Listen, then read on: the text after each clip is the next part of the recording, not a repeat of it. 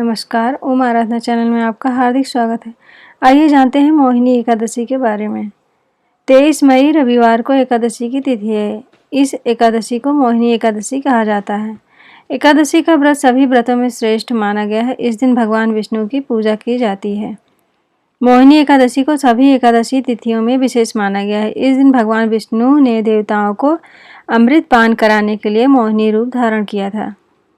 एकादशी का व्रत भगवान विष्णु को समर्पित है। इस दिन भगवान विष्णु की पूजा करने से जीवन में सुख समृद्धि आती है और सभी प्रकार की मनोकामनाएं पूर्ण होती हैं। हिंदू धर्म में एकादशी व्रत का विशेष महत्व बताया गया है। एकादशी का व्रत सभी व्रतों में कठिन माना गया है। एकादशी का व्रत जीवन में सकारात्मक ऊर्जा प्रदान करता है। इसके साथ ही दाम्पत्य जीवन और संतान संबंधी परेशानियों को भी दूर करता है।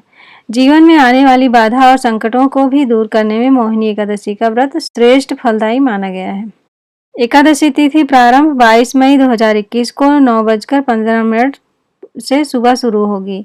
एकादशी तिथि समाप्त 23 मई 2021 को 6:42 तक रहेगी सुबह। मान्यता है कि एकादशी का व्रत एकादशी तिथि के आरंभ होने से ही शुरू हो जाता है। एकादशी व्रत में नियम और कठोर अनुशासन का पालन करना होता है, इसलिए इनका विशेष ध्यान रखना चाहिए।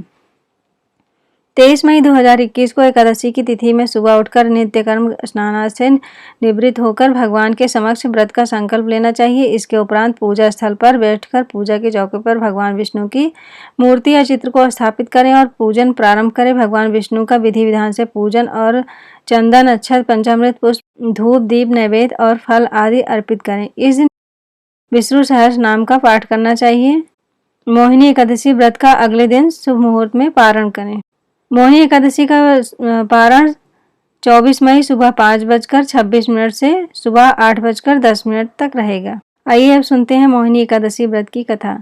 सरस्वती नदी के रमणीय तट भद्रावती नाम की सुंदर नगरी है। वहाँ धृतिमान नामक राजा जो चंद्रवंश में उत्पन्न और सत्य प्रतिज्ञ थे और राज्य करते थे। उसी नगर में एक वैश्य रहता था जो धन धान से परिपूर्ण समृद्धशाली था। उसका नाम था धनपाल। वह सदा पुण्यकर्म में ही लगा रहता था।